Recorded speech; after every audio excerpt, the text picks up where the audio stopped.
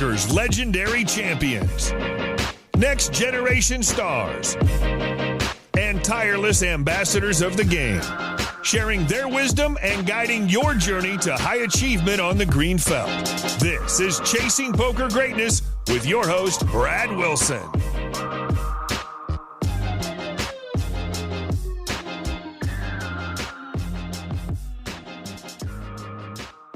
Well, hello there, my friend, and welcome to the Chasing Poker Greatness podcast. As always, this is your host, the founder of ChasingPokerGreatness.com, Brad Wilson. And today I have a very, very special guest with me, a man whose name you may not be familiar with, so let me catch you up. Wayne Yap is a well-respected Macau nosebleed cash game crusher with over 1.4 million in tournament winnings. Wayne's also teaming up with one of my favorite human beings in the entire poker world, Nick Howard, for a podcast called Beyond Poker that aims to bridge the transition gap for poker players who are looking to exit the game. This is an especially important topic for Wayne because a few years back, he made the conscious decision to dial back his own 7-figure per year gig as a high-stakes poker player so that he could transition into the business world. And if there's something you're going to learn straight away about Wayne, it's that he doesn't go about things half-assed. In the past 5 years alone, he spent over $1 million in courses, masterminds, and educational materials so that he could be as well prepared as he possibly could for his transition into the business world.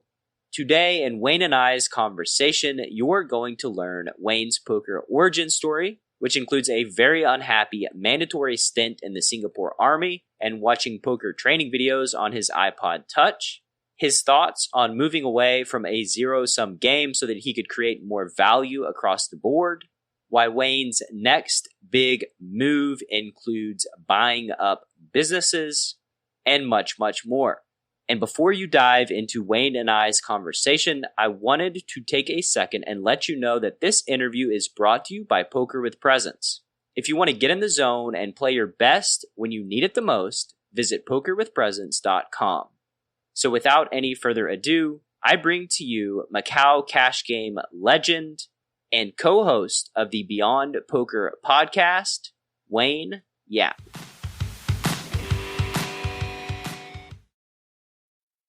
Wayne, good morning, my friend. How are you doing? Yeah, hey, Brad. It's not morning over here, but yeah, I'm doing pretty well. Yeah, morning's relative to where you're at, right? Yeah, kind of threw me off guard a little bit. I was like, oh, good. No, I can't reply it that way. Yeah, you're in Singapore right now, right? So it's 10 a.m. for me and 10 p.m. for you. Uh-huh. I wanted to start out our conversation today a little differently than I normally do. And I want to talk about your education. Could you tell me some details about the last 5 years of your life as related to your education? Yes, so I guess just at the point, like the 1 or 2 years before I was quitting poker, I decided that, okay, I wanted to learn other things apart from poker. And first I started by wanting to learn transferable skill sets. So I started learning how to network and how to talk to people and how to socialize and how to do a bit of sales, a bit of marketing, that kind of stuff, because I figured it would help me for the last bit of my poker career, and it will also help me after I move on from poker. And so this is 7 years ago then, and why did you focus on that specifically? Because, was it just a skill set that you felt like you needed to upgrade? What was it? Oh, because when I reached a certain point in my poker career, I just realized that the people that made the most from poker, they're not really the best players. They're just the most connected. They know the most people. And I figured there's a certain shelf life in my poker career. I didn't want to keep playing. So it made sense for me to see what the people making the most money are doing. And most of them, they go down that path and then they eventually leave poker as well, which is kind of what I want. So I kind of started there. And to go back, why did you think that you had a shelf life in poker? Because it's a zero-sum game and I was already doing a lot of self-discovery. I mean, I'm okay with it being a zero-sum game and making my first bit of money, but I didn't really want to just be playing a zero-sum game for the rest of my life. Poker players, like your listeners are going to know like the nature. If you win, somebody else loses. Whereas if you do most things, generally value is being created when there's trade going on. Like if I sell you something, I sell you an apple, you're only willing to pay me $2 for the apple because it's worth more than $2 to you. So like I like that kind of dynamic where there's a certain extra value that's being created when things change hands. So I didn't want to keep playing poker. So you're transitioning out of the game. And for those of you who don't know, and we're going to get to it in a little while, by poker, we mean like the nosebleed games in Macau, and you're playing big, right? So you're earning some money. And now what did you do as this poker player transitioning out of the world of poker to start learning other skills?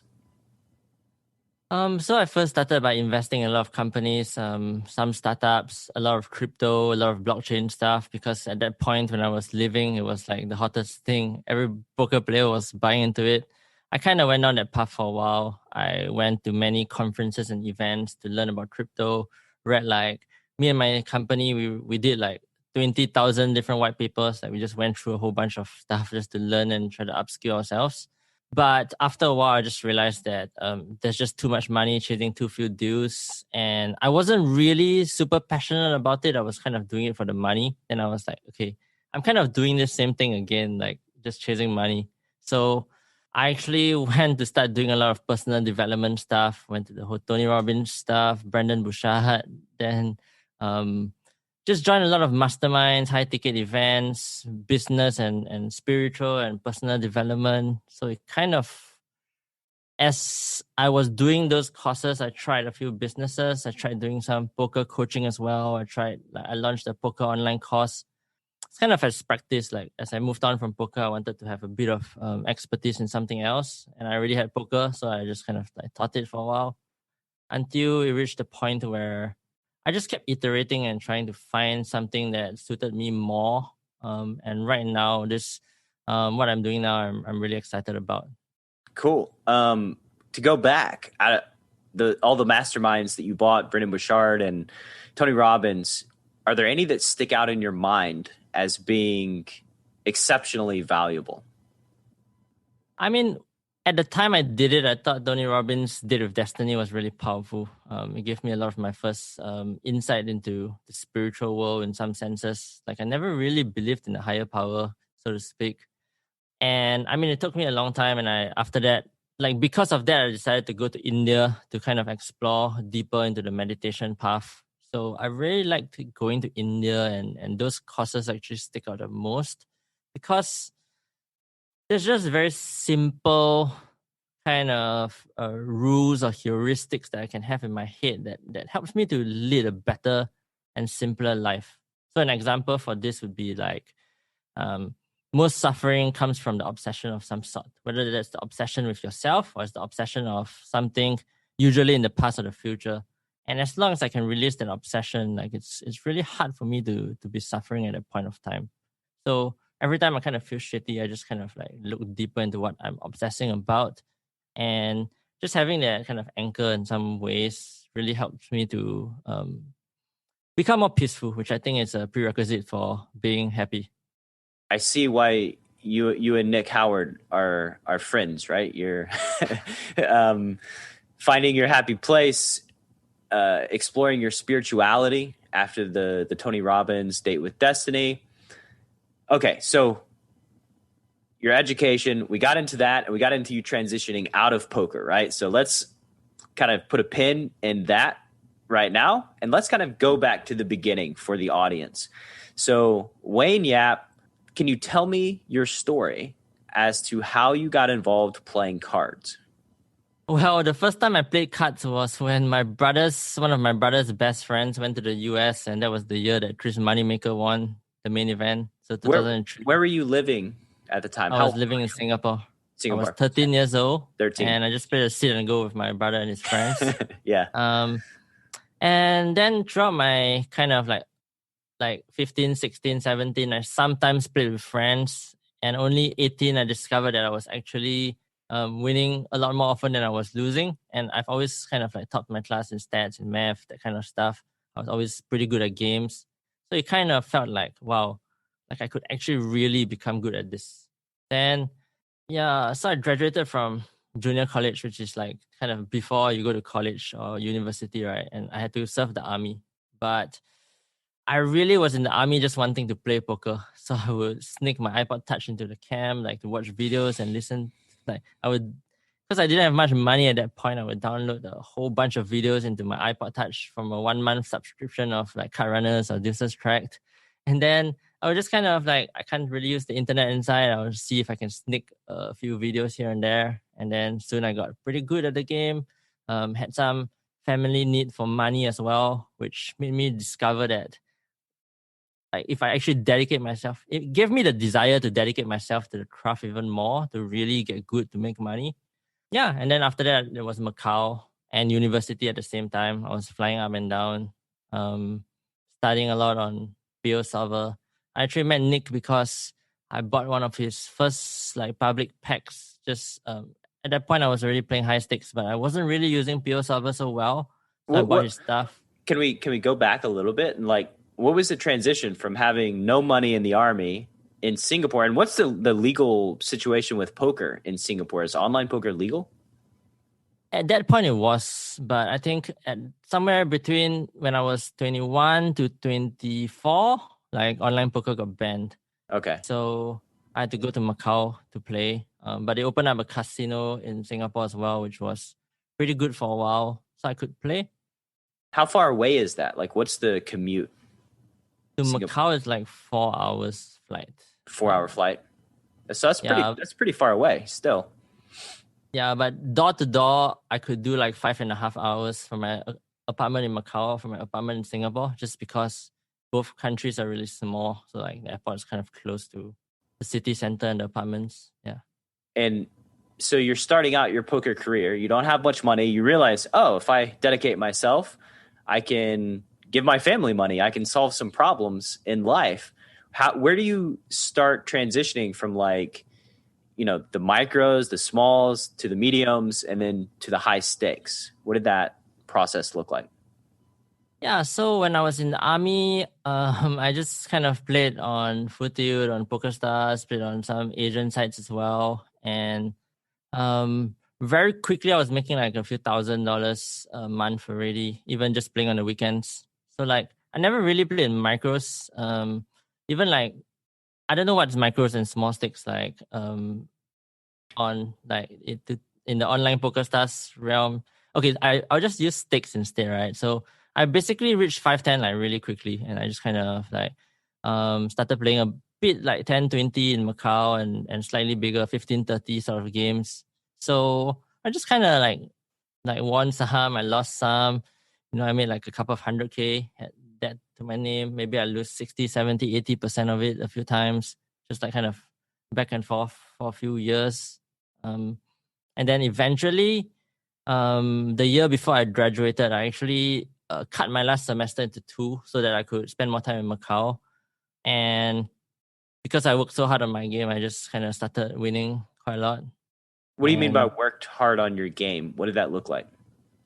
At that point, I was using a lot of Card Runners EV. I was discussing a lot of poker with my friends. Like they were already playing high stakes in Macau. I was pretty fortunate to know them and to get along really well with them. And I was kind of like this math guy that would crunch out the numbers. So if they had issues with their like game from the numbers perspective, they would ask me for help. And in return, I would kind of get to ask them for a lot of help with like the non-numbers side of the game, which is actually a lot of the game. Yeah. So that way I got to improve pretty quickly. How'd y'all meet each other in Macau? Just playing with one another?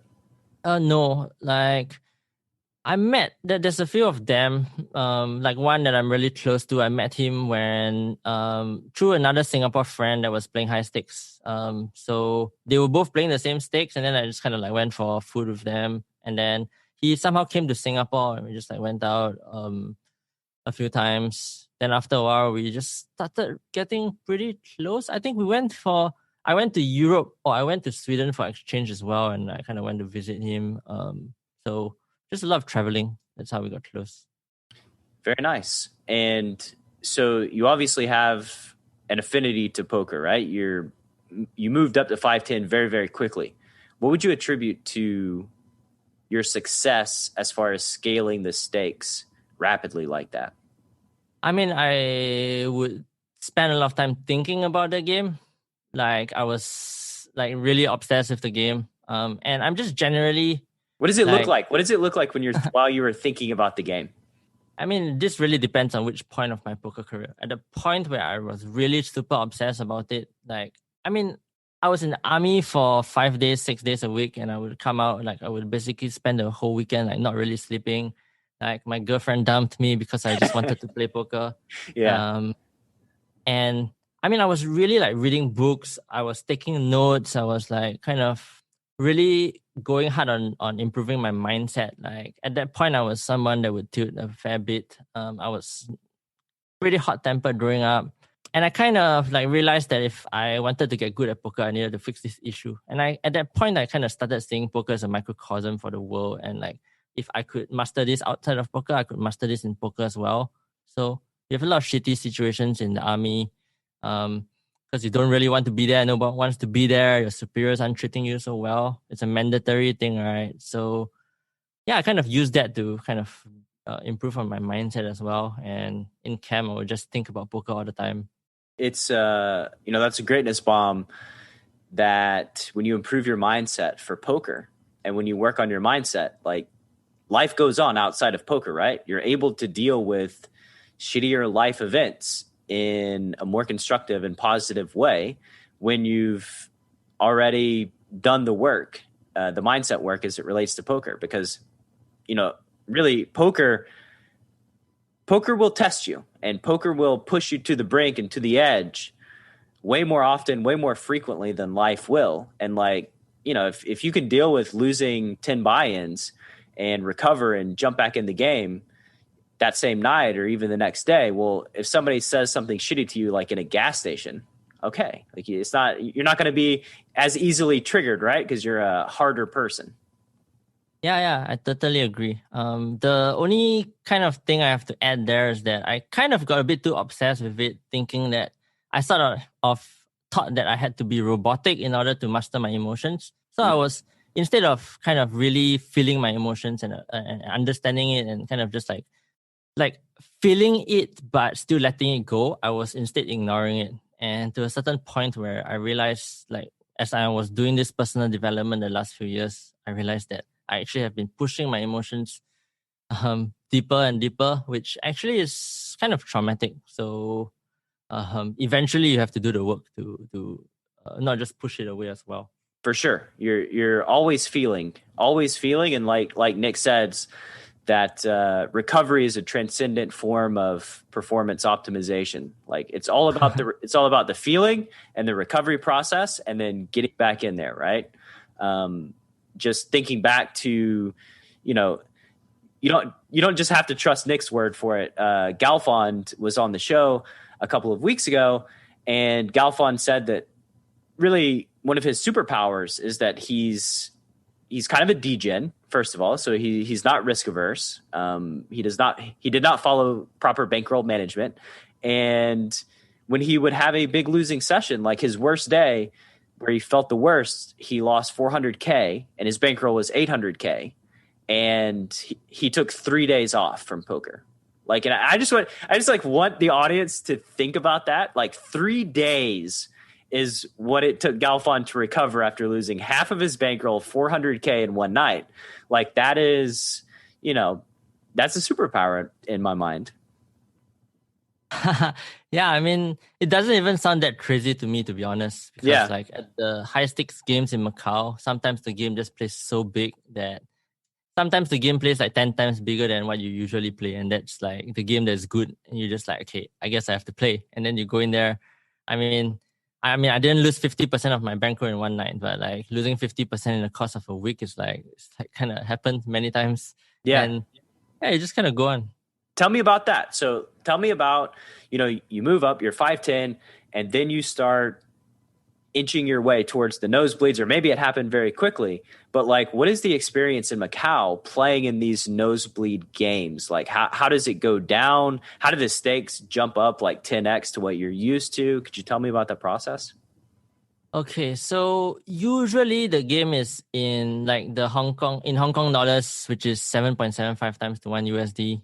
the games are playing 100, 200 Hong Kong dollars, 300, 600, and then sometimes 500, 1K, but usually they skip that and go to 1K, 2K. Sometimes it goes to 2K, 5K, 5K, 10K. And generally, if you're playing the biggest game, like back then when I was climbing up in stakes, 300, 600 was the biggest game. And sometimes someone would just roll into the casino and say, hey, I want to play 2K, 5K. And they're just like some... Yeah, let's convert this, by the way. So like 300, 600 is like 40, 80. 40, 80. And then 2K, 5K is what? Is like 300, 600, something like that. Yeah, okay. That's pretty big. Yeah. So they would come in and say like, hey, I want to play the sticks. And they usually play the sticks with their friends in China or something, because there was a point where there was a lot of Chinese money, probably some clean, some not so clean, flowing to Macau. But at the poker table, you just win it. Like you don't really care whether because it comes from the casino. So hey, I can't tell you how much money that I've won that was dirty. I'm sure playing poker in the US, it happens everywhere, I would think. Yeah, but I mean, I kind of feel like I won it fair and square. So, yeah, and they come in and then now you're like, hey, there's a 2K, 5K game. Should I play that game? And then sometimes you sell some pieces. But generally, if it's a soft enough game and you want to take a shot, you probably wouldn't sell that much of a piece. So you still end up playing like a few times bigger than what you're used to.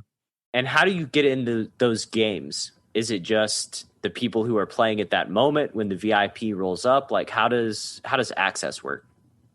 Yeah, so usually the people playing the biggest game will have first priority to take a seat in the new big game.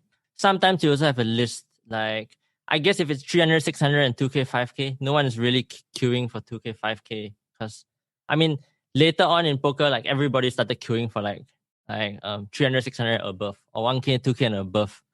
So it really depends on the timeline or the time, the specific time of when you're talking about, because it kind of evolved.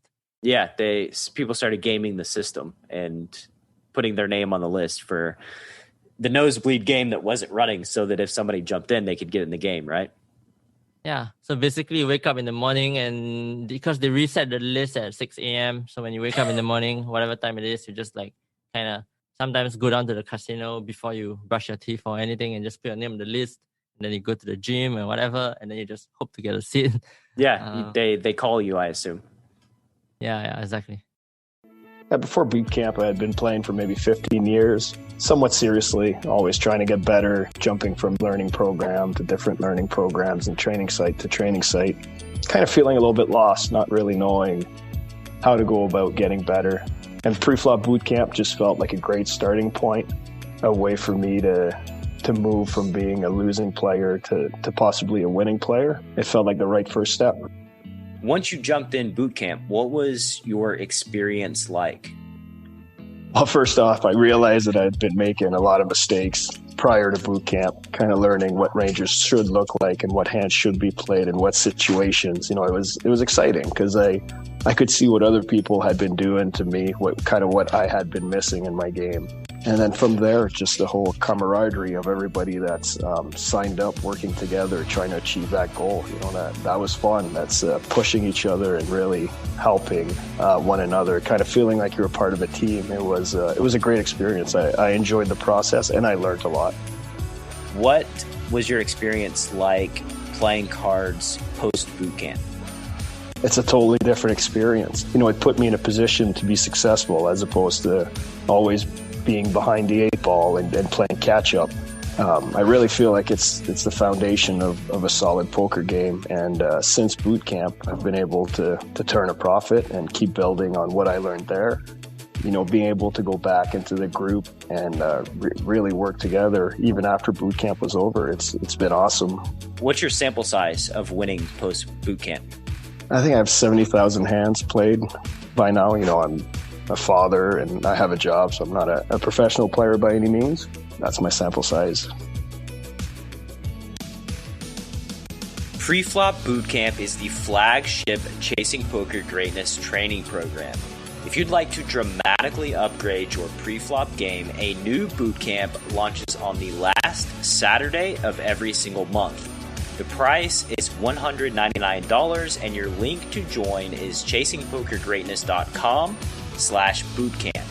One more time, that's chasingpokergreatness.com/bootcamp, all one word, or you can click through in the description box of this episode. So, any crazy nights playing the nosebleed games in Macau? Anything memorable that sticks out to you? I mean, later on when I was playing the private games, because I was already kind of doing more PR or like networking kind of stuff, meeting the right people. And How the private games work? Usually there would be like hosts for the private games. It's a bit like the Aria game or the Bellagio game, where someone will have the invite list, and usually if they invite pros to play, you have to sell them a piece to play in the game. But it plays pretty big, so you're kind of happy to sell some piece anyway. Yeah. Like it could be like 2K, 4K, 8K, or like 5K, 10K Hong Kong. So like 250, 500, 1K USD and bigger. Yeah. I'd be okay selling a piece in 250, 500, 1K USD. That's a pretty big game. Yeah. So the crazy story that's from that is like, there was a day that I was just like winning $500,000 USD, just like running pretty good, and then I kind of lost that $500,000 in one hand. I ended up losing a few $100K, probably like 200 or 300K that night. I normally don't ask about hands, but we can talk about this hand because the audience will kill me if I don't ask about a hand where you lose 500K. Yeah, I mean it's not. It's like kind of a whatever hand in some ways, like double straddle, mandatory straddle, and someone straddles. Someone like loose guy raises, call, I squeeze, one guy folds, button, loose guy calls. And then I'm holding queens. Board comes Jack 6, Jack 5, 3. The button and then Cole called the 3-bet. He called twice, so he called a single raise and he called again. Then we squeezed out of the blind. Okay, gotcha. Yeah. So basically, I mean I'm not getting all of the details correctly because it's been a few years, but in my head it's like Jack 5, 3. And then it goes bet, call. Can't remember sizing. Turn comes 9. It goes bet, call. River comes a deuce. And there was a flush draw on the flop that and it bricked. So basically I'm on the river holding queens. I definitely can't value bet here. It's kind of like I sort of have to check and just sort of guess. So I ended up check calling, and he has 5 deuce, so he has like kind of second pair and just like pewed twice and reverse 2 pair and kind of get bombed for like a huge massive pot. It's like $1 million pot. $1 million pot. Dude's got 5 deuce. Yeah, exactly. That's pretty good. I can see why you would want to be in that game. So yes, that was. Did you recover from that night? What was the? At that point, like winning and losing 200-300K is like a regular day thing, right? Regular Tuesday. The buy-in is like 100K. So, and I didn't have all of my own actions as well. So, yeah, it wasn't that bad. Like, yeah, I recovered. Recovered quickly. So you're playing these nosebleed, massive games. And that was when you started transitioning to taking courses. I believe you told me over the past 5 years, you've paid like, what is it, $1 million in close to $1 million in courses and personal development. Anything out there for the listener who is maybe also interested in personal development, but doesn't have $1 million to plunk down on, attending Brendan Burchard and Tony Robbins? Any wisdom you can share with them? I'd say that if you're a poker player and you're thinking about transitioning out of poker and you kind of like you really feel like you're not going to be in poker forever, you really want to spend time journaling and having a lot, like kind of developing more self-awareness and reflecting a lot, because like there's a lot of potential paths I've discovered that like can kind of take some of what you learn in poker and apply it to other things. But generally, it still matters like what your innate capabilities or personality is, and there are paths that suit you more than others. I think over this few years of learning and iterating in what I'm doing, I mean, the best thing I've discovered is that like the whole buying and selling of businesses is where there's a lot of people making pretty good money, like mid 8 figures and above, doing that. And the game is a lot of negotiation, a lot of like game theory, it's a lot of deal making, and it's things that generally, if you're playing a lot of poker, you can have like some sort of a head start in that. And yeah, I mean, I've discovered that in the past, before when I first left poker, I kind of had this mindset or like limiting belief, or I just had a belief in my head that if I bought a business for $1 million, I have to pay $1 million for the business. And now I realize that that's not true. Like there's a lot of creative ways that you can finance it. Like if you buy a house for $1 million, you're not really paying $1 million for the house. You can finance it, and there's just like other ways to monetize it along the way. And businesses are the same, except that you have much more options than a house. So there's a lot of very interesting and smart ways that people are using to do this. Yeah, and that's kind of the thing that I like most in this. What are some examples? What are some examples of clever ways folks are buying $1 million businesses? So one of the things, firstly, is like if I was trying to buy your business, for example, or I was trying to buy a marketing agency, which is like kind of one of the fields that I'm doing some acquisitions in right now. So first thing, I would try to find out what the seller really wants. Like, why do they want to leave the company? Is it because they want to move on to the next phase in their lives? They have some shiny object syndrome and they have multiple projects already. Maybe they want to retire.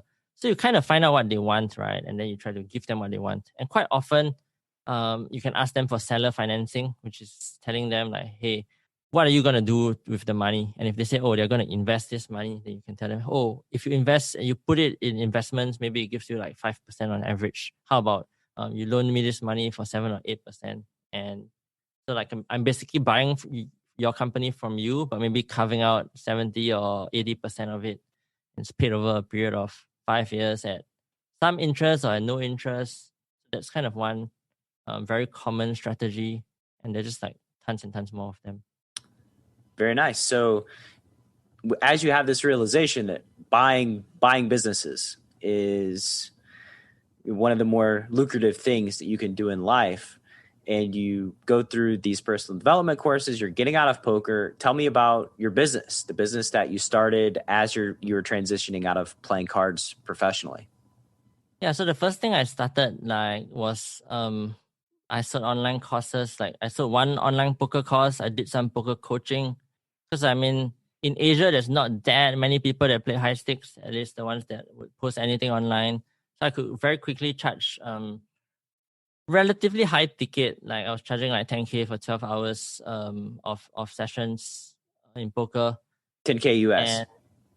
And, yeah, 10K US. Okay. So basically, that was what I did first. And then after that, I kind of was like doing a lot of personal development. I did some like life coaching stuff that didn't really work out so well. And then I did some business coaching stuff because I was learning so many business courses and going for so many events there. I started just like meeting people, sharing with them some strategies that I've learned from various businesses. I had some like 10, 20K a month kind of retainer projects. So that was really, I was like helping businesses to grow already. So when I realized that I was helping businesses quite a bit, but not really capturing most of the upside. Whereas if I buy and I grow them, it's like I get to capture most of the upside. Yeah. I just get to make a bigger difference and impact, because quite often, even though they pay you, they don't really listen to you. But if you buy it, you can kind of yeah, it doesn't matter. Yeah, you get to do it all your own way. So you wanted to capture the upside, but there's more risk in the upside, right? Like, did you have any doubts or thoughts on taking that risk? Yeah. there's ways to mitigate the risk as well. So like, for example, you can use an SPV to buy over a company so that like if the seller really doesn't care about that, SPV is a special purpose vehicle, which means like instead of buying poker stars or instead of buying party poker with my own name, I'm using Win Yap LLC to buy over that company. So like all of the liability goes to that company. And if I can negotiate a deal such that the liability stays in the SPV, then I can really drastically lower my downside risk. So there are a lot of potential ways that because if you give the seller enough of what they want, you can sort of get a free roll in the company. Quite often, if you can't get you can't get 100% of the company with no money out of your own pocket. You can sell 20-30% of the company away to investors, and then you can kind of take the free roll portion as well. Oh, wow. I didn't consider that. Once you have it, once you own it, you can sell it off you can sell pieces of it off to fund. Yeah. And there's many structures around that as well. You can just bring in co-investors. You can do like a PPM, which is basically like a more serious way to have co-investors. Like you actually have a legal, like in the US, you kind of need it if it's above, if you bring in more than, I think, 10 or 15 investors, something like that. So, okay. So you have your business, right? What year did you start it? And then how have things progressed and gone since then? And then what does the future look like? Wow. Because I left poker in 2017, right? So basically I registered a company in start of 2018. So about 2 over years ago. But I was just like iterating and changing so much. So like the current form of the business advisory that I'm doing it's like June last year. So that's about 1 year and 4 months now or so. And the buying of businesses and stuff, I've been only looking at acquisitions at the start of the year. So even before COVID, I was already thinking about or even before there's like a lockdown and stuff, when COVID first came, I was thinking that like this is going to affect businesses and there's just going to be like business winter kind of thing. So I was kind of gearing up and started studying how to buy businesses. That's kind of how I figured out all of this stuff that I now know. Very nice. Have you made any business purchases yet since the beginning of the year? Yeah. I bought a e-com company, basically. It's a deal with a friend. Awesome. So you have your first e-commerce business, and do you have any goals? Like what does the future look like for you? Yeah, I have plenty of goals. Like I mean, I want to I think the time horizon of flipping businesses is something in the range of like 3 to 5 or 3 to 7 years or so. So probably in the next 3 to 5 years to do a roll up, which is to buy a bunch of businesses in similar in one industry, if like kind of not the same niche, or sometimes they may be like different geography, and combine them into one, and then you kind of get a higher multiple when it's a group because you can sell to private equity and it's just worth more when things are consolidated together. And that's on top of the synergy that you can create. It's just like a lot of speaking with the owners and navigating kind of tricky waters because it's not always easy to do takeover when you buy a company.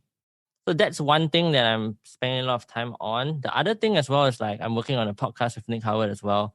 I think we've recorded 7 episodes so far, maybe even 8. And it's just like things that we learned from poker, how we apply that to real life. And we want to build a community. Because like, I've been trying to get Nick on board with Living Poker for a while now. My take is that there's so much raw intelligence in poker. People are just like, on average, like relatively smart in order to play relatively big. And so many of them don't know how their skill sets are transferable out of the game. So if we can create a bridge or path from people out of poker, then in a way we get first access to the talent pool. And our idea or kind of like my vision for that is building a community of people that want to live poker. Everybody is like high performers helping each other out. Different people have different natural inclinations and skills. Maybe some people might be better at sourcing for deals. Some people might be better at doing due diligence. Some people might be better at operating companies. Maybe they're better at marketing. And then you can kind of create a pool of shared resources where everybody helps each other out. Everybody stands to gain quite a fair bit. And I mean, it's just like, I feel like it's making the world a lot more efficient, and it's good for poker as well, because if you take the smart people out of poker, the people that can actually do well outside of poker, then poker just has more like recreational players, and it's like kind of good for the economy as well, the poker economy. I mean, yeah, I mean it sounds like a real win all around. And if there's anything that I know in life, it's that these guys with super high raw intelligence, after 10 years or whatever it is, everybody that I play poker with pretty much that's a professional is trying to find a way out of poker, right? They're trying to get out of poker and move into the business world, or like you said, transfer their skills to another venture. So I'm going to go out on a limb and say that there's going to be a pretty high demand to be involved in this community straight out of the gate, I would think. yeah, I mean, that's kind of what my intuition says as well, which is why me and Nick decided to kind of do this together. And I personally rate his community building skills very highly. I've been on a trip with him and his coaching for profit stable. Yeah, And me too. I mean, he's just a pretty good leader that like, he knows how to build a community where people feel safe. And I think that's really important. It's this whole like brotherhood thing of like, hey, we're all in this together and we'll get through this together. And if a bunch of us live poker and we kind of create that community, it's gonna be like, you can really put a dent in a lot of things, because the collective consciousness or the collective flow of the group is just gonna be so much more powerful than any one individual here. For sure. I want to be involved. So let me know. let me know what I can do to help and how I can be involved, because this is, I think I am your avatar here that you're speaking of. And there's like just so many folks in the poker world that like it's a fun game. And I think the joy of poker for me for a very long time was in the learning. It was this learning and self-development and the growth and like even the mental side of it. Like how do I recover more quickly? How do I optimize my schedule so that I can perform at a high level day in and day out? How do I not lose my mind when I, go on a 20 buy-in downswing? And at some point you start getting diminishing returns for the time you're spending learning, right? Like maybe you improve a little bit, like maybe your win rate goes from 10 big blinds per 100 to like 10.2, but that's not really moving the needle as it relates to like being excited about showing up and investing your life force into this game day in and day out. Yeah, you reach a threshold really quickly, because like the zero-sum game, you can't play as big as you want. Like you just can't find enough people to play the sticks that you want to play unless they are also good players. So like everybody kind of reaches this like plateau at some point in their poker career, and then you're standing on the top of that mountain looking at another higher mountain of like, hey, I could go there, but it's not like you can just go from that mountain to the other one. You sort of have to kind of start learning and going down this mountain. Yep. So yeah, I mean, in a way, like if I could help to kind of build a bridge such that it's a smoother path, like that's kind of like what I needed a few years ago. Like I invested close to $1 million learning stuff. I might not have needed to spend that much if this thing existed before. Other thing as well is that I personally have a lot of upside for doing this as well, because there's like, even as I'm speaking to a few friends, like people have pledged to invest 100 plus K just for me to share with them how I'm doing this. I show them my process, look over my shoulder, and I kind of need money to go into deals as well, because some of them are big, and there's a lot of people with a lot of liquidity that if I help them, like there's a big win-win here that can exist.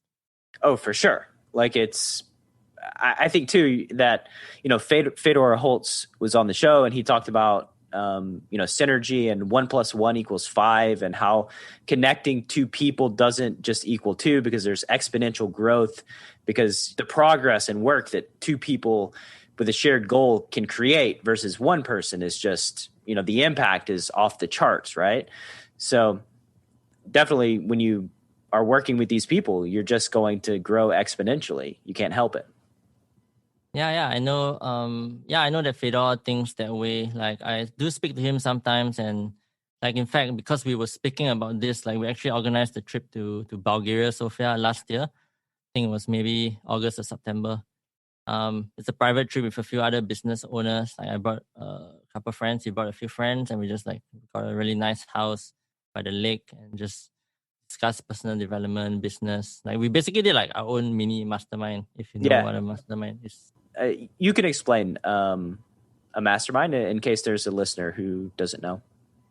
Yeah, I mean, a mastermind, basically the term like as it is used today for this context is coined by Napoleon Hill, and his whole thing was like kind of like what you said earlier of 1 + 1 = 5. Generally, if I give you an idea and you give me an idea, we have more than one idea each. So there's a lot of benefits for being in a group. And a mastermind, generally, like a good one, would have, in my opinion, probably not more than 25 or 30 people, because if there's too many, then it's not everybody is like there to help each other anymore. It becomes like things start shifting and changing such that everybody's like, there will be people there that are there for their own benefit, so to speak. But in a right setting, in the kind of masterminds that I like, let's say it's 15 people in a room and you're just sitting there sharing ideas, maybe you're doing a SWOT analysis, your strengths, weaknesses, opportunities, and threat. Like, you're sitting on the hot seat, you say like, okay, I'm struggling with this right now. I really don't know what to do. Maybe I have 5 projects going on right now. It's this project A, project B, project C, and I'm feeling really overwhelmed. What will you guys do in this spot? How would you help my biggest issue with project D? And in that kind of setting where people are bouncing ideas and throwing solutions and suggestions, and everybody is there to help each other, right? Like, you start developing and growing really quickly. For sure. It's like poker coaching. You know, if I don't know how many people have had this experience, but when you're coaching somebody playing poker, right, where you're sweating somebody, and the decisions are so much more clear for you when you're sweating them than for the person that's battling in the arena, because they're dealing with the pressure, they're dealing with all the different inputs. And so like, you don't have to deal with the emotional baggage of being in that situation. So you can come at it with much more clarity than they might be able to. Yeah. I mean, I don't know if like a mastermind is really like that. Yeah, I guess there is that element of it for sure. Like, I've been in some where the person sitting there explaining his situation is like, the solution is so obvious to the rest of the whole room, but it's just like to him, he's just like can't see it. And I guess because he has the whole pressure thing that you're talking about, like when you're in the hand and you have like your own childhood traumas to deal with and baggage. An even better one is, you know, when your friend is telling you about like how awful their partner is, and like, or telling you about a situation and like you realize that their partner is like limiting them, and you're like, dude, like the answer is very clear, right? Like, but when you're involved in, you know, maybe a toxic relationship or something like that, it seems way more complicated to you than it would to an outside observer. Yeah. I like that example better as well. Let me ask you, we talked a lot about your successes, but tell me something about your struggles. I know that you're a poker player, so you have struggled. Could you tell me about dealing with the struggle, overcoming the pain of just the poker lifestyle? Yeah. I mean, with poker, there were so many dark days where you just like go on a downswing. You just like there questioning life. Like, and when you are kind of newer in your poker journey, you don't really have enough experience dealing with downswings, and you don't know how to think in a lot of these situations. I remember just sitting up late at night, I can't sleep. I'm just like on my phone or on my laptop, Googling like reading about other people that are on downswings and seeing like, oh, how to end a downswing or how to tilt less and how not to be affected by it. And there was some like pretty dark nights that was like, it's just like, hey, am I really gonna make it through poker? Like, it's pretty difficult. I think there were 2 particularly dark periods in my life. The first was when I was probably halfway through army. I guess I lost most of my money in maybe a month, and there was the period where my girlfriend like broke up, dumped me as well because I just wanted to play poker. I remember feeling like, I mean, I was just miserable in army. I remember feeling like it was worse than prison. I really considered like breaking my arm or leg on purpose, just because my whole theory was that I'd rather be in a hospital than in prison. Like, Wow. so I How was long thinking were you in Army? What's the term? close to 2 years, 1 year and 10 months. Yeah, it's like 2 years, and then if you meet certain requirements, you get 2 months off. Wow. So breaking your own arm to get out. Yeah, so that was one of the toughest periods of my life. And the other one as well is like I actually dislocated and fractured my shoulder later on on a ski trip in Japan. So like I was playing relatively high stakes at that point, like probably about 30-60 US or so. And I went on a trip with my friends. I dislocated and fractured my shoulder. I went back to Macau. I probably lost 30% or 40% of my bankroll. I was lying in bed at night. I couldn't sleep because my arm hurt so much. Like when I played poker, I would only be able to use one hand. Like whichever direction I rode, it's like it's just like so painful to sleep, and you're getting bad sleep. You're losing money. It's pretty dark. Yeah, not a fun time. Yeah.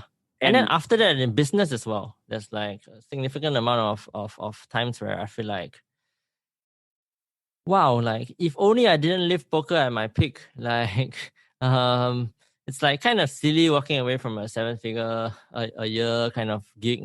And, if I stuck it out for a few more years, I would have a lot more bullets to do a lot of things. And sometimes it's just like, okay, I guess I'm investing all of this money going for courses. I'm investing in businesses. Some of them work, some of them don't. But you have equity. You don't have liquidity for that.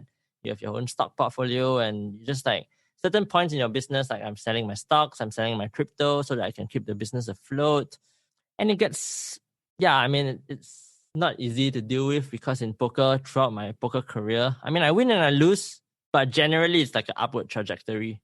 Whereas when you leave poker and go into business, the first 2 years is just like you're just like breathing from your bank account, and it's not fun to feel that way. Yeah, not fun to feel like a loser. Like you can't bad variance for 2 years straight, right? Just straight down graph, probably not fun to deal with.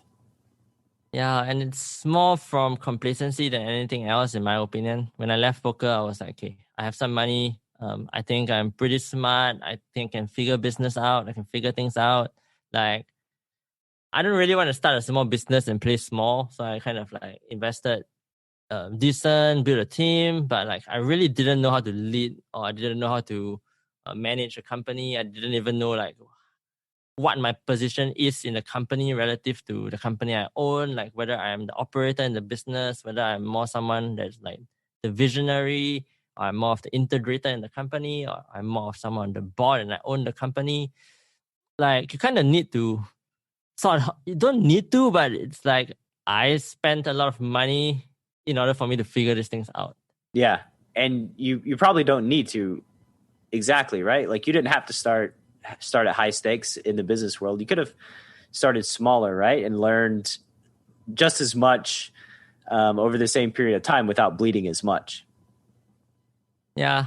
I mean, it's like I know that if I went back in time, I would do the same thing again. Like I'm pretty risk inclined for the most part. So yeah. Is that something that has just been with you your whole life, being risk inclined? Yeah. Yeah, I mean, it's not just like financial risks, like in general. Like when I was younger, obviously with poker, jump around and physical risk too. I just kind of like risks in general. Like I like things that are a bit risky for the most part. So it kind of carried on my personality into poker as well. Yeah, as Patrick Howard, Nick's brother, said that a lack of risk aversion in poker, when you're talented, is almost like a superpower in the poker world. Like when you can just, you don't fear moving up in stakes because you don't fear the downside. And so that allows you to realize most of your upside as a poker player in your poker career? Yeah, there's a lot of benefits with taking shots because you get to play with players that are playing bigger stakes. If you do succeed, like if you take someone who's like playing relatively the same stakes all the time versus someone that's taking shots, I think if it's somebody that is like somebody that is gonna reach high stakes will reach high stakes in a faster way if they are taking the shots approach. So like yeah, I kind of think the general EV for that is higher, assuming you make it. But then the other thing is that in my mind, it's like either I make it or I don't. Like I don't want to really be playing 2-5 or 5-10 for the rest of my life. Like yeah, I just don't. It's okay for people, but it's not for me. And if you didn't make it, did you have an out? You had built up relationships. You're obviously getting into this private game. I mean, in a worst case scenario, as you're playing the nosebleeds and you go broke, could you have gotten back in action? Yeah, I mean, there's always going to be, the community is pretty strong in Macau. I had pretty close friends. Like, I mean, I could pretty easily get staked. I could pretty easily get loans if I wanted to. And I mean, I still completed my university as well. So I have a degree. I could probably find a job. Like, I don't know about if you're going to find a job. I don't know. I don't think that's going to sit very well with you. Yeah, it's not. I mean, I could find a job, but it's going to be a temporary thing for me to be an apprentice and learn enough skills such that I can do something on my own. Yeah. You've heard me talk early and often about how improving your awareness while you're playing cards so that you make better decisions in the moment and notice trouble spots that merit deeper consideration is one of the most valuable things you can do to make more money on the felt. In my conversation with the only 4-time WPT main event champion ever, Darren Elias, he told me that his ability to shut out all of the distractions in the world and fully focus on making great decision after great decision is his superpower he most attributes to his success. And you cannot improve your awareness at the tables without being fully present. When you learn how to stay fully in the moment on the green felt, you can finally have a clear path to becoming the absolute best version of yourself, which leads me to Jason Su. Jason is one of the foremost authorities on the planet when it comes to playing poker with presence. As a matter of fact, he even wrote the book on it.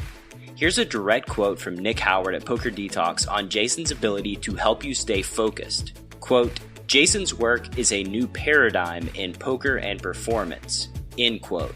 And these aren't just empty words. Nick has put his money where his mouth is by hiring Jason to coach up the Poker Detox crew. And as a loyal listener of Chasing Poker Greatness, you know by now that I would not be promoting anything I didn't 100% believe would improve your poker skills and your life. So if you want to master your emotions and perform at your peak with presence while doing battle in the arena, you'd be doing yourself a grave disservice if you didn't check out Jason's work at pokerwithpresence.com. One final time, that's pokerwithpresence.com. Let's go to the lightning round, and don't be fazed by the name of the round. It's not very lightning-y, so we'll still take some time. But when you were improving your game, like when poker was your obsession, what did your process for regularly improving look like? I was spending a lot of time watching a lot of training videos for a start. I started with reading poker books, and then I kind of progressed to watching training videos, and then I progressed to just thinking very deeply about my hands, thinking very deeply about other poker players, thinking about how my strategy interacts with other people's strategy, and just sitting down and thinking a lot. When did you meet Nick? Nick coached you, right? A while ago? I met him in 2015 or something like that. Yeah. I mean, I wouldn't say he coached me. I just kind of bought like one of his courses online. So like I watched like a few hours of his content. Maybe I did like one group coaching session with him. So you bought the course, and that's how that relationship got started.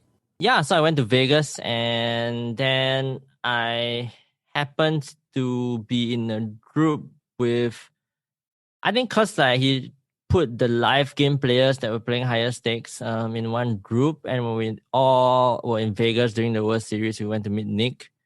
and we sort of just got along. Yeah, we got along pretty well. And I think the relationship got a lot deeper when I think Elliot was like coaching him, like doing mindset training with him, and I worked a lot with Elliot.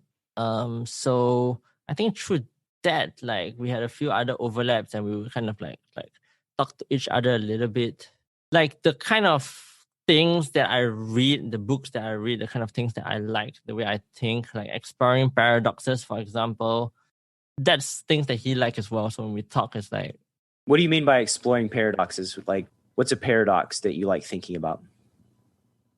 okay, like just one that I was talking to a friend about yesterday, is the whole thing about progress. Like, and I think like certain things, many things, and progress is one of them. That it's sort of like at a certain point, it kind of becomes a paradox where the only way to progress is when you have to release that progress. Because if you're always chasing for progress, then you're not really progressing.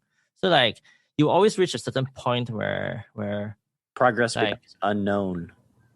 yeah, it's like kind of like you have to sort of go and not go at the same time. You have to sort of do and not do at the same time. It's this whole like yin yang, doing and not doing thing, Yeah.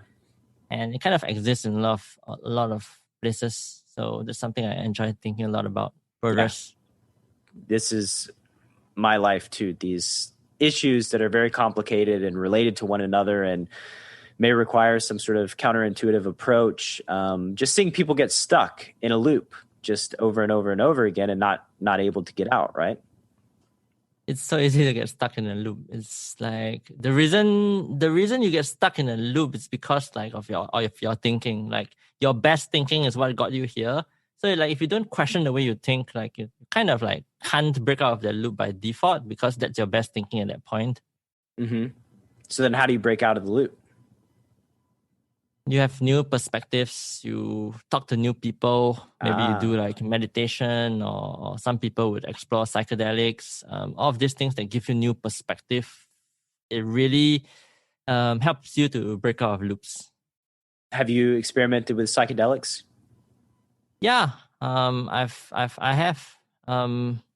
Yeah, Good I guess experience? it's not something. Yeah, like I mean, I went to Amsterdam and did ayahuasca, for example. Yeah. I mean, I don't usually talk about these things. Like it's kind of like sort of Taboo? frowned upon in my part of the world. Yeah.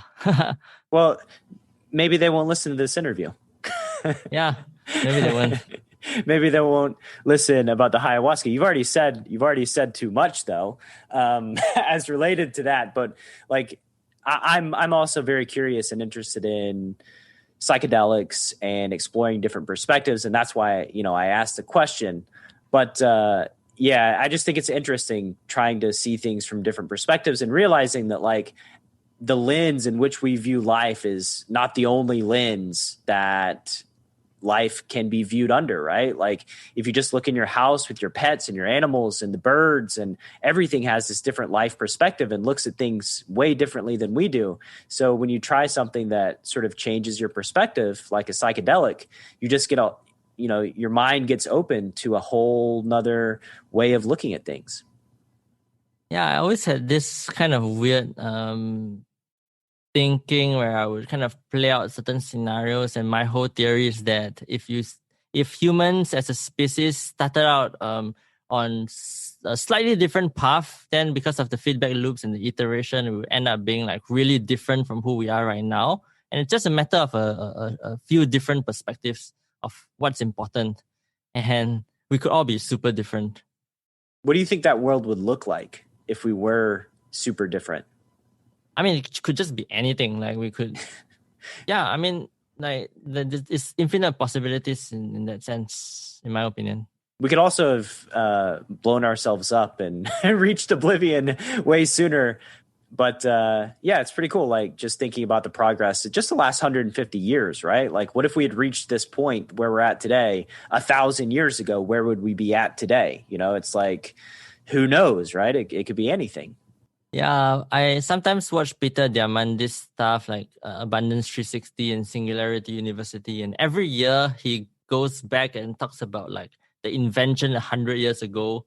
So like when you kind of like see like all of the things that were invented like in 1920 or in 1919 and 1918. And it's like really, really crazy to think that, wow, like the world was actually like so different then. Like, Oh, it's crazy.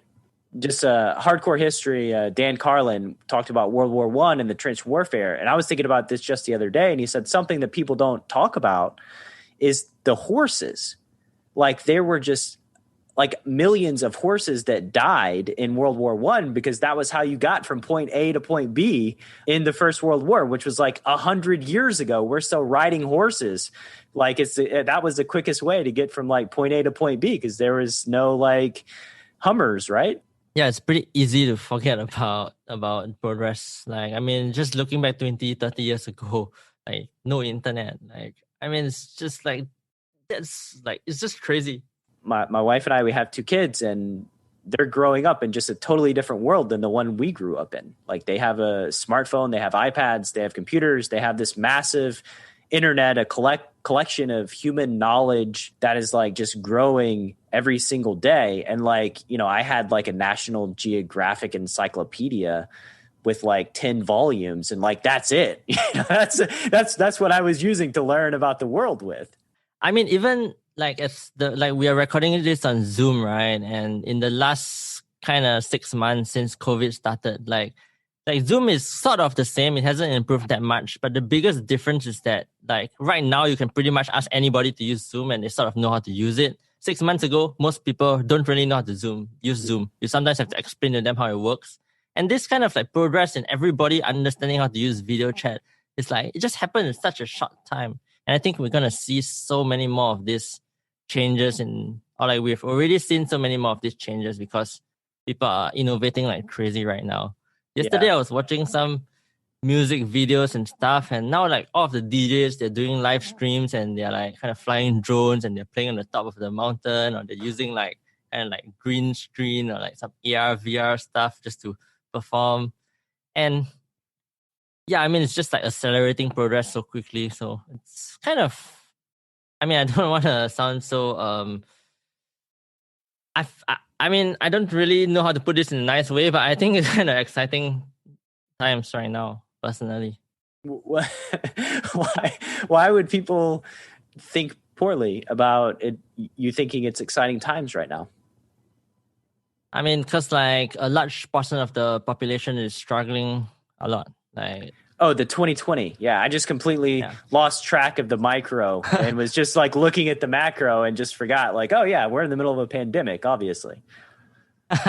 Yeah, I guess, people like us, it's easy for us to become insensitive and forget these things sometimes because like we just don't think about it anymore. Yeah, and I mean, there are some dangers to progress too. Like it's easy to lose your space in the world. You know, it's easy to lose your sense of self. I look to like my grandparents and that generation and like, you know, the internet is like a thing that they don't really understand, and getting rid of their landline, for instance, like these are all ways in which we interact with the world.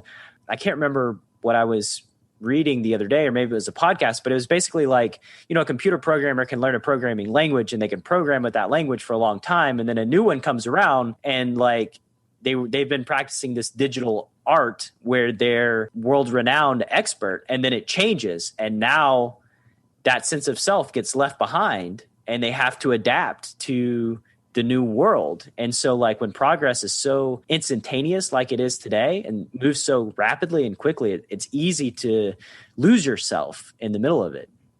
I guess it's easy to lose yourself if you're hanging on to a lot of certainty and security and you want more of the same. I think you don't really risk that as much if you're more comfortable with uncertainty and just being like really truly open to uncertainty. But Wayne, we're talking about humans here, right? Yeah. Not you and Fedor, not you guys and Nick. We're talking about all of humanity. Where like I think people are so resistant to change. Like it's so hard for people to change from the way that they're currently operating. Yeah, I mean, I'm sure I'm the same in many ways as well. Just so many stories I tell myself. I wake up the same way. I think the same thoughts when I wake up. Just like things that I just can't change. And I mean, it's easy for me to say, but it's like not always easy for me to do. Right. It's part of the human experience. It's just part of the way our biology, the way our bodies are constructed. Like, we're resistant to change in most areas of life. And the faster that you can change and take the risk and put yourself out there, the more likely you are to grow and adapt and, feel more secure in this very fast-paced world that we live in. Yeah, that's my personal experience as well, which is why, one of the things that always I kind of struggle with a fair bit is being too hard on myself. Like, even with my thoughts, hey, I know, for example, I need to sleep 8 or 9 hours to feel awake. And sometimes I wake up and I just don't want to get out of bed. And then I wake up and kind of hate myself for not wanting to get out of bed. And I know that this kind of thing exists, and I just couldn't really see the solution to it because, it's difficult to control your thoughts when you first get out of bed. And that's kind of a phase that I was stuck in for quite a bit of time. And now I'm kind of it's something that's an ongoing thing that I'm working on. And I was going to say I really enjoy speaking with Nick a lot because of he's starting to do some of this internal family systems therapy. I've been reading out on that stuff a little bit as well. And it's just being more compassionate to the different parts of you. And that's something that really it really resonates with me because I feel like this is something that I can clearly see as a path that would help me to make significant progress because I'm not that compassionate to myself for the most part. Yeah. And it's this is, I totally agree. And I'm stealing, Nick's thoughts on compassion and hit that perspective that he's been sharing and talking with my students about it and trying to incorporate it into their process for recovering and dealing with loss as it relates to poker, and just doing a better job of having a better relationship with ourselves in the midst of our struggles. So you basically work with your students on this, and how do you help them to become more compassionate to themselves?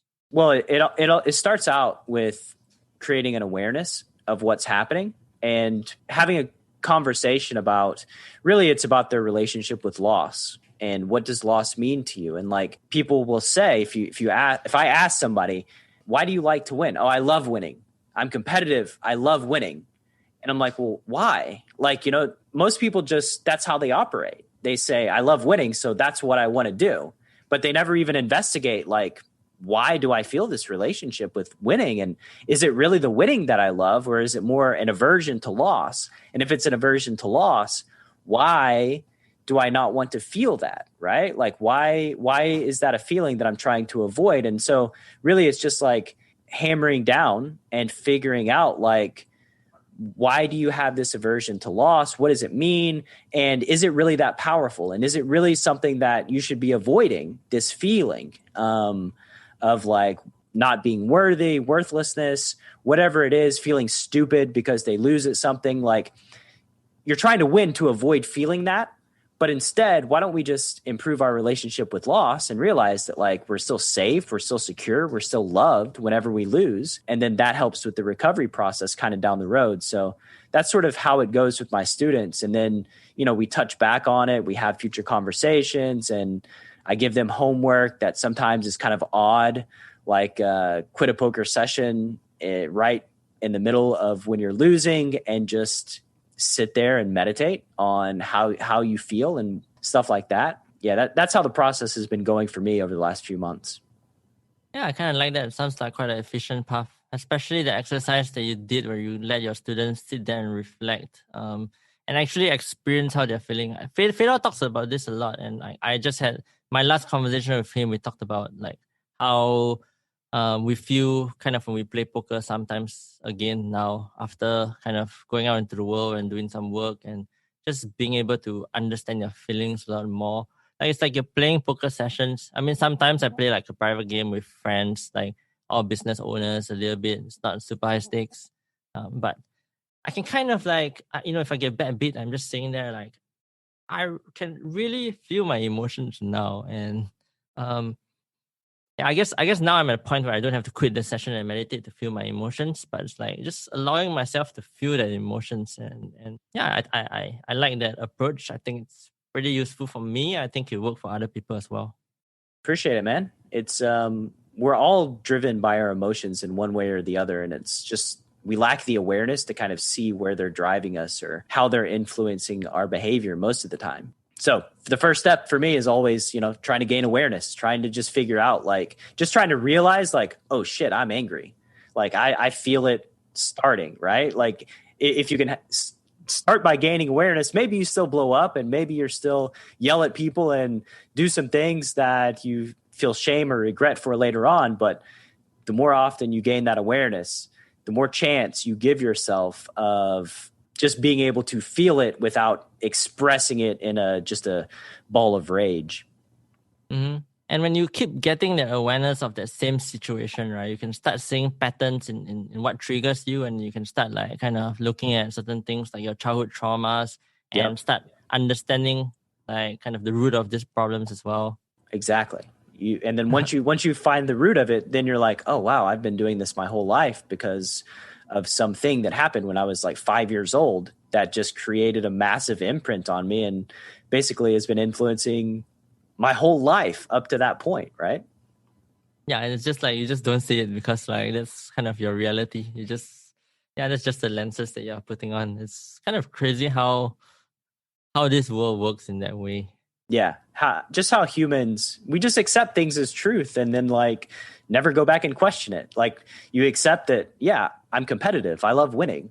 But then you never go back and question well, why do I love winning? And why do I hate losing? Why is this a thing, right? I told you this lightning round is not very lightning-y. This is a pretty slow moving lightning round.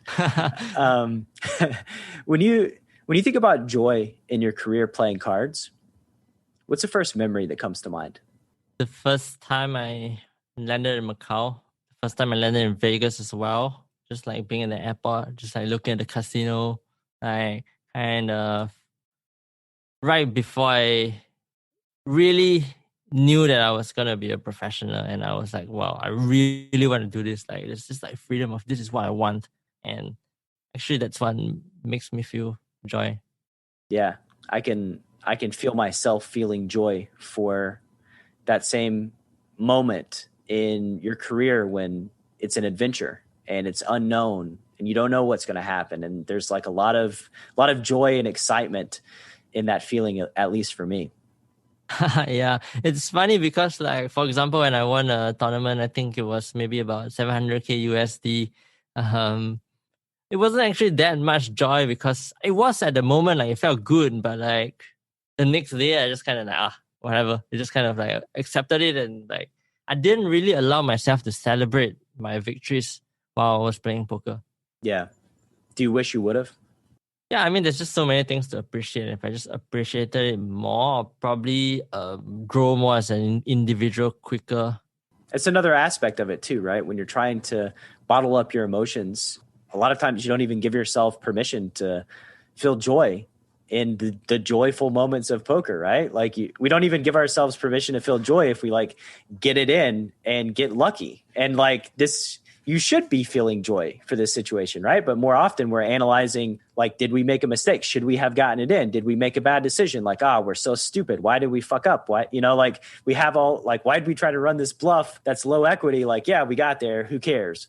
But I mean, we don't allow ourselves to feel the joy of winning the hand, the joy of the moment. And I think that that's another thing that can harm poker players' developments in this world.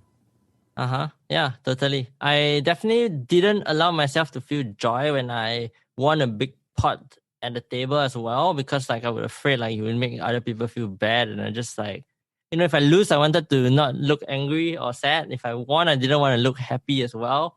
And it's not very good when you take that into real life. Yeah, no, for sure. And you don't have to fist pump celebration, right? But you can breathe it in and, you can just feel it without outwardly expressing that you just ruined this guy's life.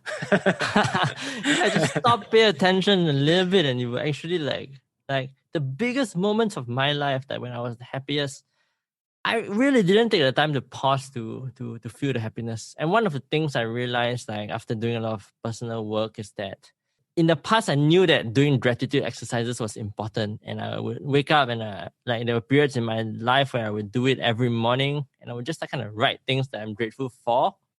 But I was doing it as a process because I was kind of robotic. I wasn't doing it and feeling the emotions, and it's kind of like the impact is probably 10 times less if you're not really feeling the emotions.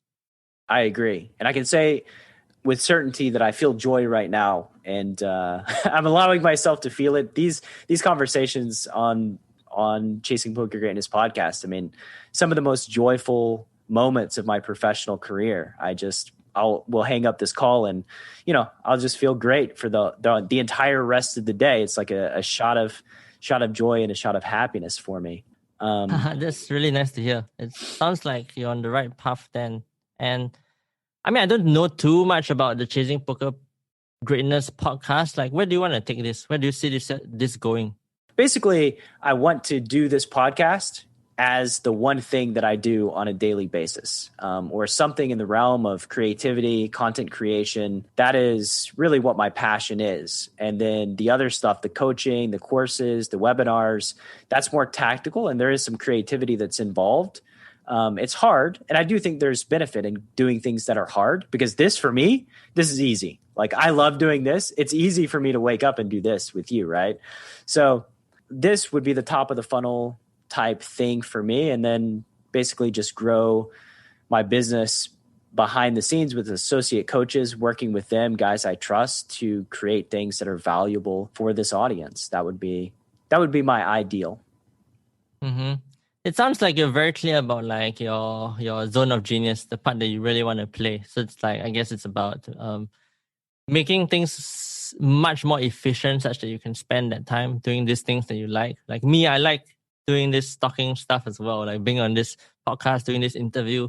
I don't need to prepare. I can just come in and I'll just like talk. Like it's like 11:20 p.m. right now, and I'm just like, okay, whatever. Like, yeah. It's just like, I mean, I could just be here having a beer or something. It's just like, I feel the same. I'm just like chatting and having fun. And I guess like when me and Nick, we are building this new thing together as well. Like I've spent a lot of time thinking about like, what are the things how do I stay in my own lane? Because when I spend time in my own lane doing the things I'm good at, it's gonna, like, these are the hours that actually are worth a lot more. If I'm spending the time kind of doing the back end stuff that I don't really like, I'm not really gonna do a good job.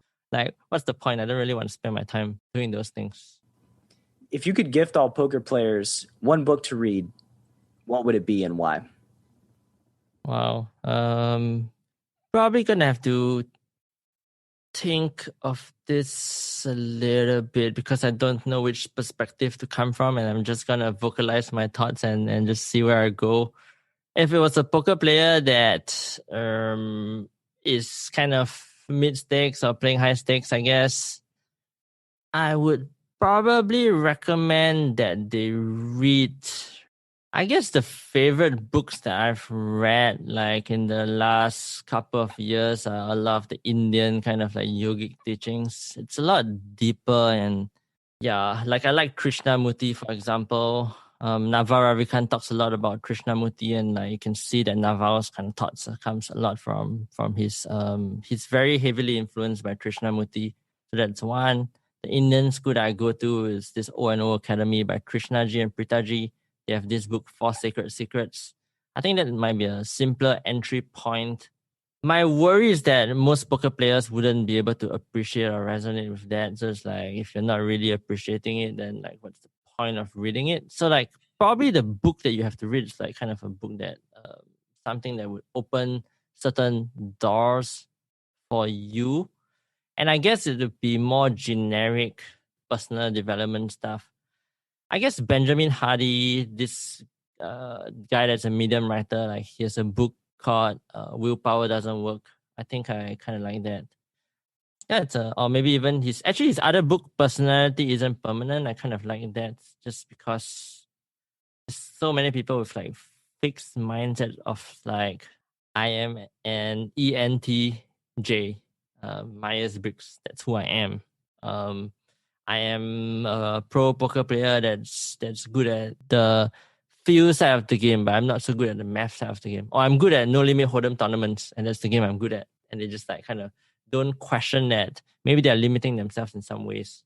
So I think the book kind of questions it's a simple entry point for people to start questioning themselves a little bit about like where they are in their lives. And who they are, right? Like who they are. Is this permanent? Are our insecurities or what we feel like our deficiencies, are these things unchangeable? Are they just stuck the way that they are forever? Or can we grow and find a different perspective and kind of break out of them? I think that's exceptionally beneficial for poker players specifically. Yeah. And that reminds me of a business book that I like a lot. It's Keith Cunningham's The Road Less Stupid. And it talks a lot about thinking time, and basically in every chapter they leave you with thinking time questions, like somewhere between 3 to 5 journal prompts kind of questions. And you just kind of ask yourself relatively deep questions. Like you sit down there and ask yourself, for example, maybe what are some things that I've been doing right, but not regularly? What are some things that I need to cut off in my life right now? Or where is the geometric growth in my business right now?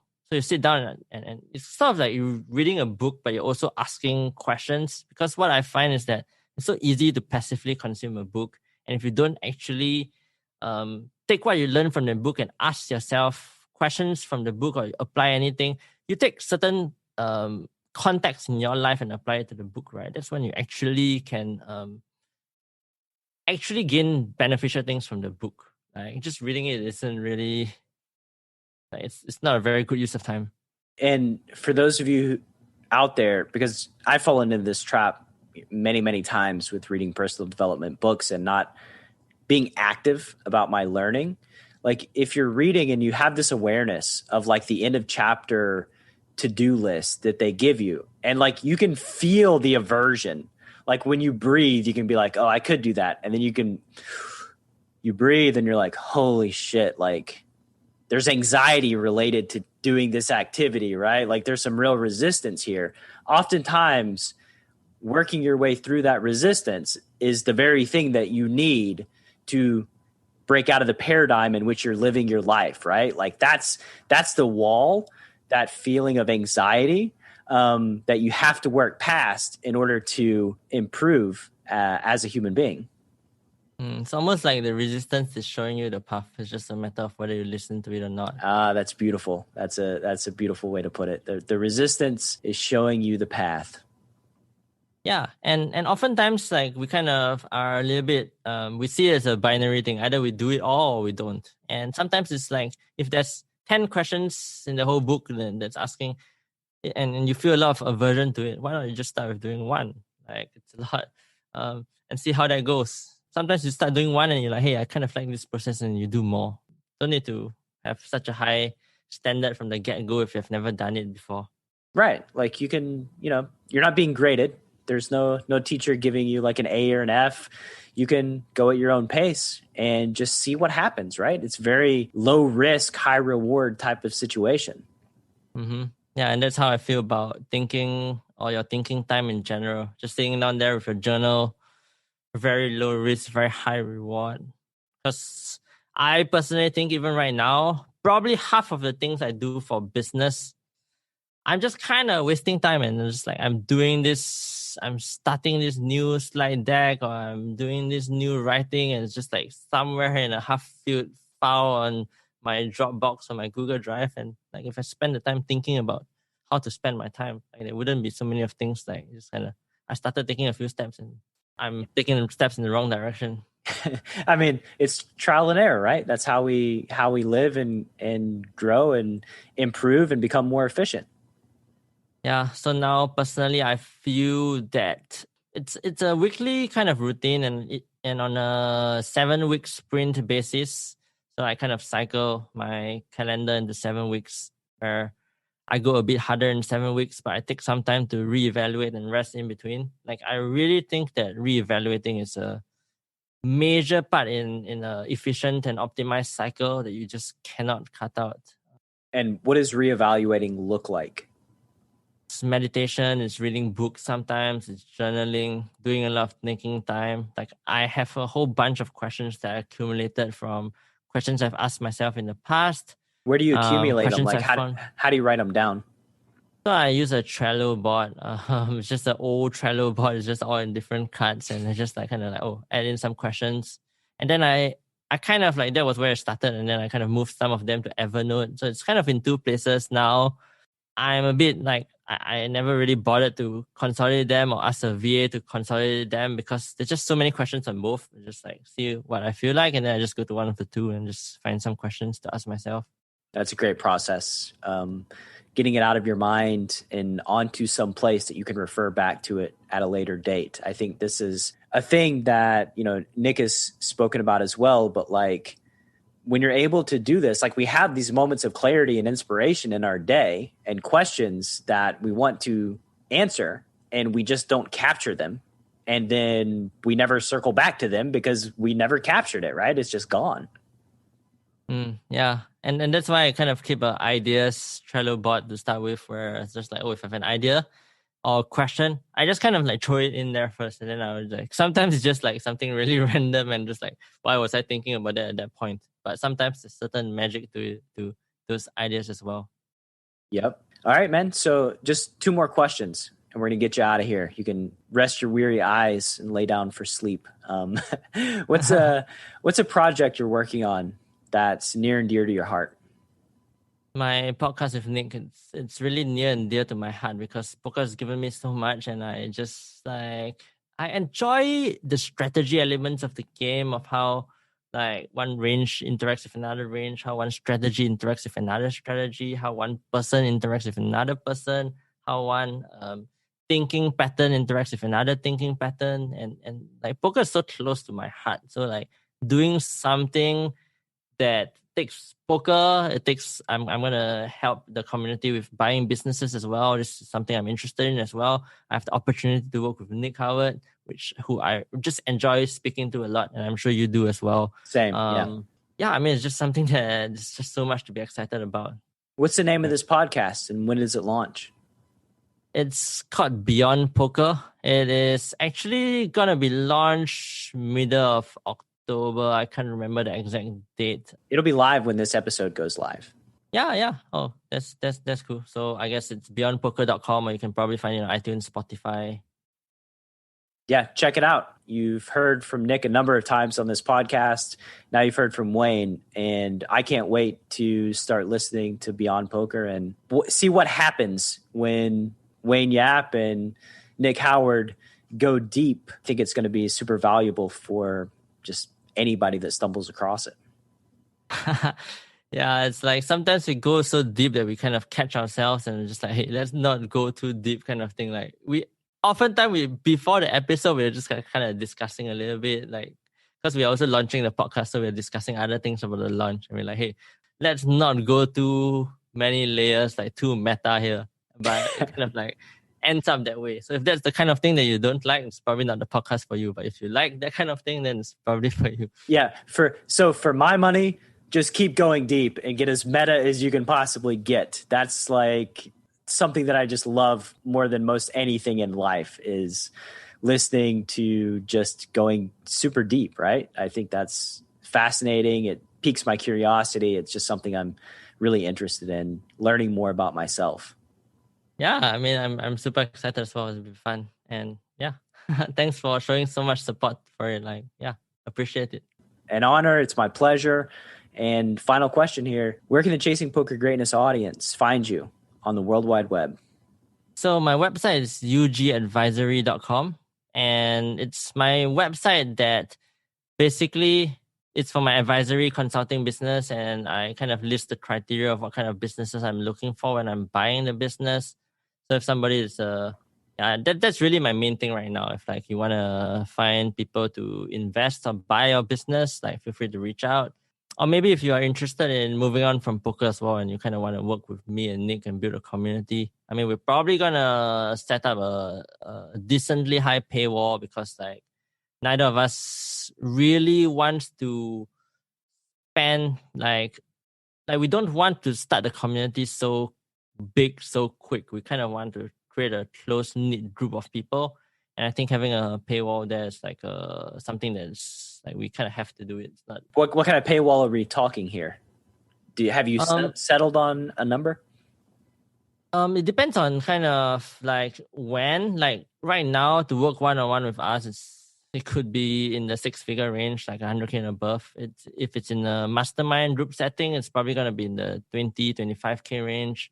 Eventually, we're probably going to do like a 5K kind of thing as well, just because we rather work with a smaller group and iterate our process and make sure it works first before kind of like offering it to the masses. Yeah, before scaling.